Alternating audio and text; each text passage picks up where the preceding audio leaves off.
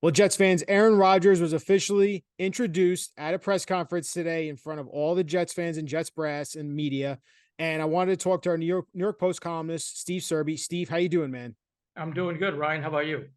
I'm doing well. And a lot of Jets fans were obviously really excited to see what Aaron Rodgers had to say. And one of the biggest things that we took away from the press conference today was that he was going to honor Joe Namath and not take his number 12. And he's going to wear number 8, the same number he wore at California in college. Well, I don't really know about the historical standing in the sport. I think more from this organization standpoint, it'd be really special. There's some iconic names that have played here, probably none more iconic than number 12. And I heard what he said about unretiring his number, but to me, 12 is Broadway Joe, and I didn't want to even go down that path, and I'm excited about going back to my college number. But there's something special about playing in a city for a team like this. And those comments were very respectful. And you spoke to Joe Namath. And what did you take away from both what Joe Namath had to say and what Aaron Rodgers said in his press conference today? Well, Joe Namath, as the number one Jets fan probably of all time, was very gratified and very humbled by the respect that Aaron Rodgers showed him by not making Joe Willie unretire his number 12, which would have been ridiculous. I don't think Jet fans would have liked it either, but Namath appreciated the respect that Aaron Rodgers showed him by deciding to wear number 8, his college number at California. And Namath believes that Aaron Rodgers can make the Jets a Super Bowl contender. He said over the last 10, 15 years, he doesn't think he's seen a quarterback better than Aaron Rodgers. Nobody can throw the ball like he can. And he said he's never seen Aaron Rodgers confused on the field, and he can throw the ball with touch. And it's just a wonder to watch this guy, even for Joe Namath.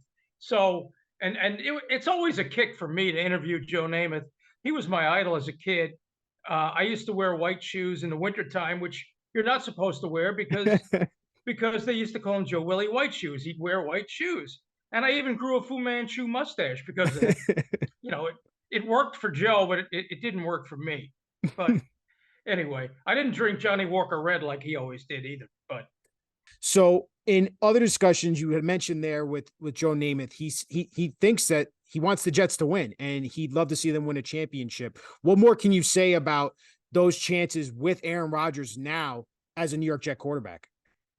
Well, he, Joe Namath has watched high draft choice after high draft choice fail, and he's always had hope that the next guy can be not necessarily the next Joe Namath, because there'll never be a next Joe Namath. But from Richard Todd to Ken O'Brien to Chad Pennington to Sam Darnold to Zach Wilson, now the Jets have a first ballot future Hall of Famer in Aaron Rodgers, 39 years old, keeps himself in great shape.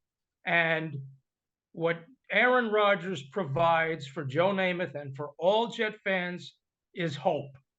Now they have legitimate hope that Aaron Rodgers can take this franchise back to a Super Bowl, or at least make a deep run into the playoffs.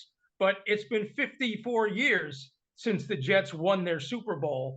And now this is the first time that they really have a legitimate shot to get back to one. The AFC's tough with all those young quarterbacks. Right. Joe Burrow and Justin Herbert and Patrick Mahomes, the Jets, and even Josh Allen in their division. The Jets are not the AFC favorite. The odds on them to win a Super Bowl have come down to 14-1.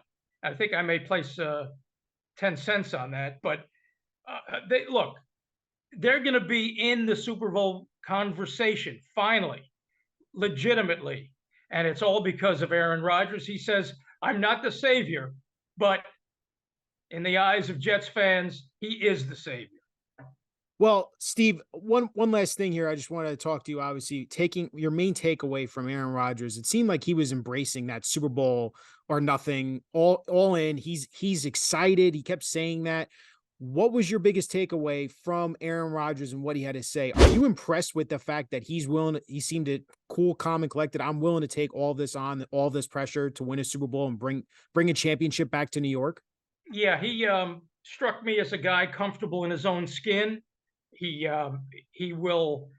New York won't scare this guy. I mean, he's been through so much, he's seen so much, and he he sounded he sounded as if he's healthy and if he's still having fun and if the Jets are winning as he expects the Jets to do, that he will play beyond 2023. And I think that he should. He owes the Jets 2 years because of what they bent over backwards to bring him to New York, to get him out of Green Bay, to so he could continue his NFL career out of the darkness and into the light. And I'd like to see him. Let's see him play 2 years.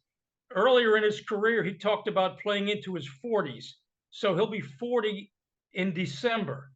But he's a life may begin at 40 for Aaron Rodgers, and let's see him play at least 2 years with the Jets.